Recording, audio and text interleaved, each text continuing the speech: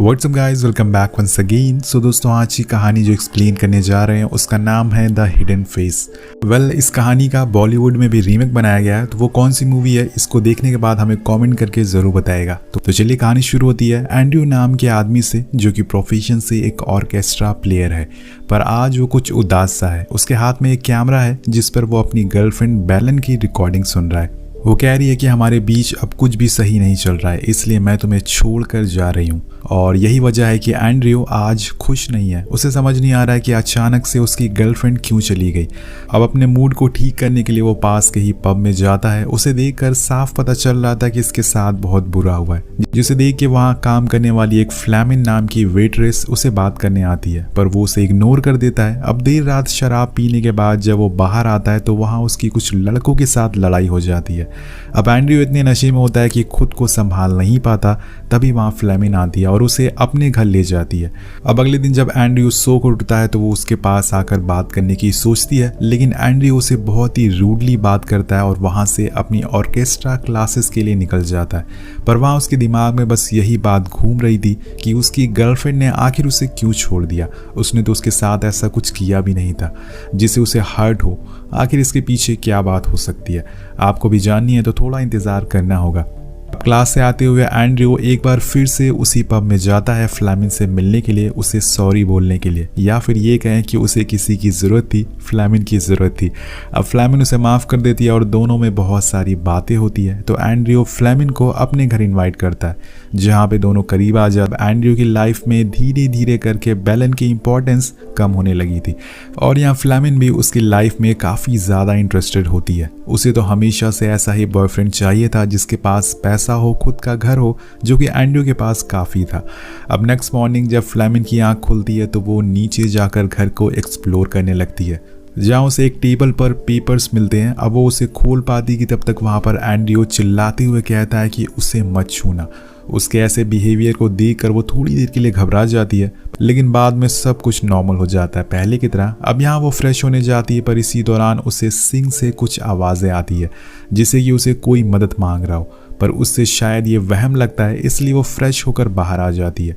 अब कुछ देर बाद डोर पे कुछ लोग आते हैं जो असल में FBI वाले थे। वो एंड्रयू से उसके एक्स गर्लफ्रेंड बेलन के बारे में पूछताछ करने आए थे, क्योंकि यहाँ हमें पता चलता है कि वो काफ़ी दिनों से गायब है और उसके घर वालों ने मिसिंग कंप्लेन करवाई थी। तो एंड्रयू कहता है कि मैं खुद उसे ढूंढ रहा हूँ, वो कहाँ चली गई अचानक से। अब यहाँ वो एक वीडियो भी दिखाता है जो बेलन ने उसके लिए बनाई थी और बताता है कि उसने तो अपना एक भी सामान तक यहाँ पर नहीं छोड़ा है। लेकिन यहाँ पर वो FBI वाले उल्टा उस पर ही शक करने लगते हैं। उन्हें लगता है कि उसने अपनी एक्स के साथ कुछ कर तो नहीं दिया। वेल, अब वो 2 ऑफिसर में से एक ऑफिसर फ्लेमिन का एक्स होता है, जो उसे वार्निंग देता है और समझाता है कि यह आदमी सही नहीं है। इसकी गर्लफ्रेंड इतनी दिनों से गायब है, उसे ढूंढने के बजाय वो तुम्हारे साथ यहाँ पर मजे कर रहा है, इसका साथ तुम्हें छोड़ देना चाहिए। लेकिन यहाँ फ्लेमिन ऐसा करने वाली नहीं थी, क्योंकि बड़ी ही मुश्किल से उसे कोई पैसे वाला बॉयफ्रेंड मिला था। वो उसकी बातों को इग्नोर कर देती है। अब उस रात उसके साथ एक बार फिर कुछ अजीब होता है। जब वो बात ले रही होती है तो टब का पानी वाइब्रेट होने लगता है, जिसे वो देखकर बाहर आ जाती है और फौरन एंड्रयू को आवाज़ लगाती है, पर वो उसे समझाता है कि ऐसा कुछ नहीं है, ये सब तुम्हारा एक वहम हो सकता है। अब दोनों इंटीमेट होने लगते हैं, पर एंड्रयू का डॉगी उसके रूम के लगे मिरर की तरफ बहुत ही अजीब वे में देख रहा होता है। तो एंड्रयू उसे बाहर भगा देता है, पर आखिर सारी चीज़ें बाथरूम में ही क्यों हो रही थी। अब नेक्स्ट डे एंड्रयू उसे लेके अपने कॉन्सर्ट में जाता है, जहाँ वो फ्लेमिन को सबसे एज ए गर्लफ्रेंड इंट्रोड्यूस करवाता है। इसी दौरान एक लड़की एंड्रयू को बार बार देखती है, तो वो भी उसे देखता है, जिसे यहाँ हमें एक और चीज़ पता चलती है कि एंड्रयू एक लड़की पे टिकने वाला बंदा नहीं है। अब सीन शिफ्ट होता है और फ्लेमिन पे, जो शाल ले रही होती है, तभी अचानक से गर्म पानी आने लगता है जिससे उसकी स्किन जल जाती है। अब ये बात वो एंड्रयू को भी बताती है, पर वो इन सब बातों को कुछ ज़्यादा इंपॉर्टेंस नहीं देता। अब कुछ दिनों बाद वो दोनों डिनर पर जाने लगते हैं, जिसकी वजह से फ्लेमिन बहुत ही खुश होती है, पर तभी उसे बेड के साइड में एक शाफ्ट दिखता है जिसके अंदर एक की मिलती है। वो सोचने लगती है कि आखिर ये किस ताले की चाबी हो सकती है, लेकिन बाद में वो उसे लॉकेट बनाकर पहन लेती है। पर इसी बीच तेज बारिश होने लगती है और लाइट भी चली जाती है, जिससे हर तरफ अंधेरा हो जाता है। वो एक नाइफ उठाकर नीचे जाती है तो उसे लगता है कि शायद घर में कोई घुस गया है, और तभी उसके पीछे से कोई धक्का देता है जिससे वो गिर जाती है। थोड़ी देर में एंड्रयू आकर उसे उठाता और उसकी मरहम पट्टी करता और बताता है कि शायद वो मेरा डॉग हो सकता है जो अंधेरे में डर जाता है। पर ये कैसे पॉसिबल है, डॉग तो पैर की तरफ से धक्का देता है, ना कि सर की तरफ से। अब उसे ये बात बहुत ही अजीब लगती है।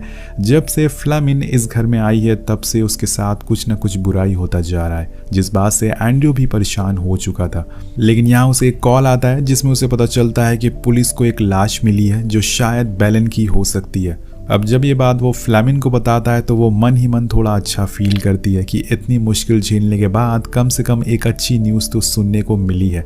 वो किसी भी तरह से एंड्रयू को खोना नहीं चाहती थी। अब एंड्रयू लाश देखने जाता है पर वो बेलन की नहीं होती, और ये जानकर उसके चेहरे पर एक टेंशन शो होती है, जिसे एंड्रयू समझ जाता है। तो वो कहता है कि तुम घबराओ मत, मैं अपने रिलेशन से मूव ऑन हो चुका हूँ। और ये बोलते हुए वो फ्लेमिन को हक कर लेता है। फिर इसी दौरान हम उसी रूम के मिरर के अंदर एक लड़की को देखते हैं जो दिखने में बहुत ही डरावनी लग रही थी।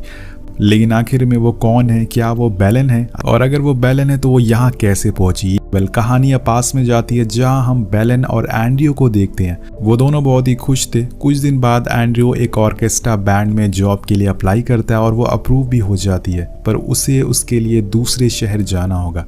लेकिन यहाँ बेलन श्योर नहीं होती। उसे लेके उसके मन में एक डाउट होता है कि कहीं वो उसे छोड़ ना दे, लेकिन अंत में वो उसके साथ जाने को तैयार हो जाती है। अब कुछ समय बाद एंड्रयू बैंड में बहुत ही फेमस हो जाता है और वो अच्छे खासे पैसे भी कमाने लग जाता है। उसी समय उसने ये घर भी खरीदा था।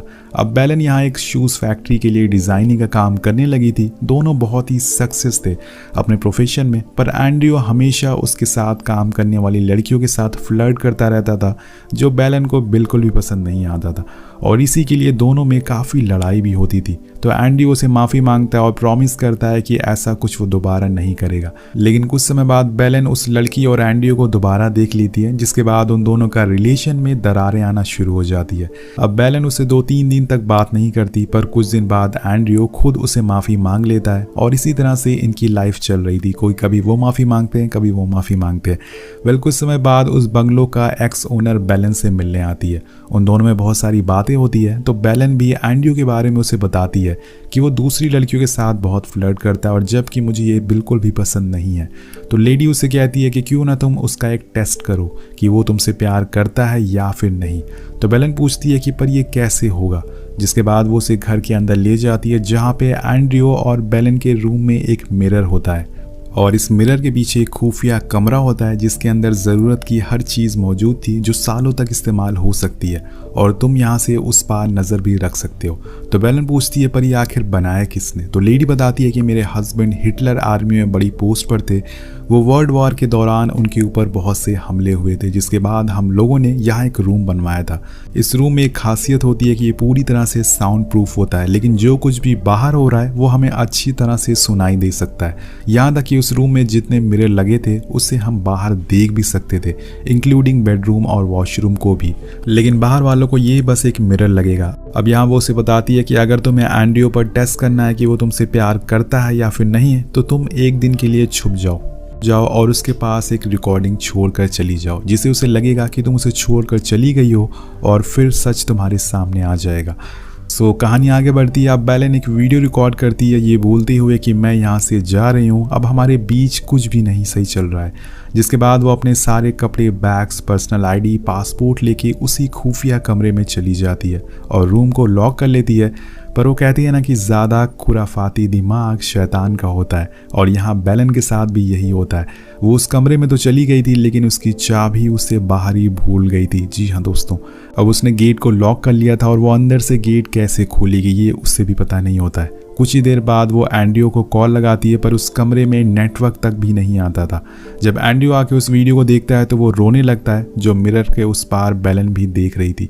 वो उसे बुलाने की कोशिश करती है, लेकिन अब बहुत ही देर हो चुकी है। अब बेलन उसी रूम में फंस चुकी है, और इसी तरह से महीने बीत जाते हैं। वो वहीं फंसी रह जाती है सिर्फ अपनी एक गलती की वजह से।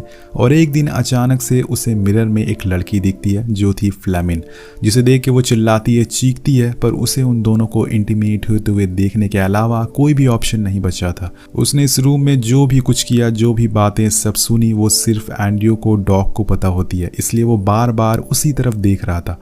तो फ्लेमिन उसे अंदर से गालियां देना शुरू कर देती है, जिसकी आवाज़ से सिंक का पानी वाइब्रेट होने लगता है। अब उस कमरे में छानबीन करने पे बेलन को एक ब्लूप्रिंट मिलता है, जिसे उसे पता चलता है कि कमरे में जो पाइप्स गई हैं उसमें एक चीज़ लगी है। जब फ्लेमिन नहाने जाती है तो बेलन उस चीज़ को घुमा देती है, जिससे शावर से गर्म पानी आने लगता है, जिससे उसकी स्किन जल जाती है। और फ्लेमिन को तकलीफ में देखकर वो बहुत ही खुश होती है, लेकिन ये खुशी कुछ ही देर की थी। कुछ देर बाद सब कुछ पहले जैसा हो जाता है और वो बाहर निकलने के लिए उस रूम की दीवारें भी खोदने लगती है, लेकिन इसका कोई भी फायदा नहीं होता और उसकी हिम्मत जवाब दे देती है। इधर हम फ्लेमिन को देखते हैं, जिसे कुछ सही नहीं लग रहा था। जब से वो इस घर में आई थी उसके साथ कुछ न कुछ बुरा ही होता जा रहा था। जब फ्लेमिन को उस रूम की की मिली थी, जिसे गले में पहनते हुए बेलन उसे देख लेती है। वो चिल्लाती है कि ये चाबियां रूम की है, लेकिन वो उसकी आवाज़ सुन नहीं पाती। अब एक दिन फ्लेमिन बंगलो के बाहर वॉक कर रही होती है कि तभी उसके दिमाग में कुछ आता है। वो फौरन घर के अंदर जाकर सिंक के आगे खड़ी होकर चिल्लाने लगती है। तो अंदर से कोई भी आवाज़ नहीं आती, पर जैसे ही वो चिल्लाती है कि क्या तुम कोई इंसान हो, तो बेलन रॉड से पाइप पर मारती है, जिससे पानी वाइब्रेट होता है। अब यहाँ उसे यकीन हो जाता है कि ज़रूर दूसरे साइड कोई इंसान है। तभी डॉग भी उस मिरर की तरफ देखकर भौंकने लगता है। तो फ्लेमिन के दिमाग में आता है कि अभी हाल ही में कौन गायब हुआ है। दोबारा जाकर चिल्लाती है कि क्या तुम बेलन हो, तो पानी वाइब्रेट होने लगता है और अब उसे पूरा यकीन हो जाता है कि दूसरी साइड बेलन ही मौजूद है। वो उस रूम को खोलने का लॉक ढूंढने लगती है, पर वो हर जगह देखती है, वो लॉक नहीं मिलता। तभी उसे मिरर के साइड में रखी बुक्स के पीछे एक की होल दिखता है, जो शायद उसी रूम का एंट्रेंस हो सकता है। लेकिन वो उसे खोलने पे हिचकिचा रही थी, क्योंकि उसके दिमाग में एक ही थॉट बार बार आ रहे थे कि अगर बेलन बाहर आ गई तो उसे फिर से पब में वेट्रेस की जॉब करनी पड़ेगी, क्योंकि जैसे ही बेलन बाहर आएगी एंड्रयू उससे दूर चला जाएगा। और यही सब सोचकर वो उस गेट को नहीं खोलती और उस सिंक में बचे पानी को भी बहा देती है, जिससे अब वो वाइब्रेट ना हो पाए। इसी बीच वहाँ पर एंड्रयू आ जाता है, जिसे वो इस बारी कुछ भी नहीं बताती और उसके सामने वो बिल्कुल नॉर्मल बिहेव करती है और अपने बेडरूम को भी चेंज कर देती है ताकि बेलन उसे देख ना पाए। अब कुछ समय बाद एक ट्रेजेडी होती है। एंड्रयू बहुत ही चुपचाप रहने लग जाता है, ना तो किसी से बात करता है और ना ही अपने क्लासेस में जा रहा था। फ्लेमिन को लगता है कि शायद वो बेलन को मिस कर रहा होगा, पर असल में बात कुछ और होती है। एक सुबह फ्लेमिन से मिलने उसका एक्स बॉयफ्रेंड आता है, जो उसे कुछ फोटोज दिखाता है जिसमें एंड्रयू किसी और लड़की के साथ मिल रहा था बिना उसे बताए, यानी कि वो उसे चीट कर रहा था। उसका एक्स उसे कहता है कि ये आदमी सही नहीं है, जैसे कि मैंने तुम्हें बताया था, तुम्हें इसे छोड़ देना चाहिए। अब ये सारी चीज़ें देखकर फ्लेमिन को बहुत गुस्सा आता है कि उसने उसे कैसे चीट किया। तो अब एक दिन जब एंड्रयू ऑर्केस्ट्रा क्लासेस के लिए जाता है, तो उसकी गैर मौजूदगी में वो उस गेट को खोलने का डिसाइड करती है। अब वो बेलन को आवाज़ लगाती है तो उसका कोई भी जवाब नहीं आता और उसे लगता है कि शायद वो मर गई। वो फाइनली उस गेट को खोलती है तो देखती है कि बेलन वहाँ पर लेटी हुई है। वो उसके करीब जाकर चेक करती है कि वो जिंदा है या फिर नहीं, और तभी अचानक से बेलन उसके सर पे एक बॉटल मारकर उसे बेहोश कर देती है और उसे वहीं बंद करके बाहर आ जाती है। वो भी उसी की तरह अब अंदर फंस चुकी है और अब इसे भी कोई चाहिए जो कि इसे बाहर निकाल सके, उसे भी इंतज़ार करना पड़ेगा। अब बेलन आज पूरे 120 दिन बाद बाहर आई है। वो खुद को मिरर में देखती है तो उसे यकीन ही नहीं होता खुद की हालत देखकर। इसके बाद वो अपनी और एंड्रयू की एक फ़ोटो उसी मिरर पर चिपका देती है और उस रूम की बेड पर रख कर चली जाती है। वो एंड्रयू को एक मौका दे रही थी कि हो सके तो अपने प्यार को बचा लो। अब जब एंड्रयू वापस आता है तो उसका डॉग उसे ले जाके उसी मिरर के आगे खड़ा कर देता है जहाँ पे वो फ़ोटो दिखती है। अब यहाँ एक बार फिर उसे लगता है कि उसकी गर्लफ्रेंड उसे छोड़कर चली गई है। क्या इस बारी वो इस गर्लफ्रेंड को ढूंढने की कोशिश करेगा या हर बार की तरह वो कोई और गर्लफ्रेंड बना लेगा? वहीं बेलन को हम देखते हैं जो दूसरे देश जाकर सेटल हो जाती है और एक नई लाइफ शुरू करती है, और इसी के साथ ये कहानी एक ख़त्म हो जाती है। तो आपको क्या लगता है कि तीनों में से कौन सही था? नीचे कॉमेंट करके ज़रूर बताएगा। मिलते हैं आपसे अगली वीडियो में। Thank you so much watching. Peace out.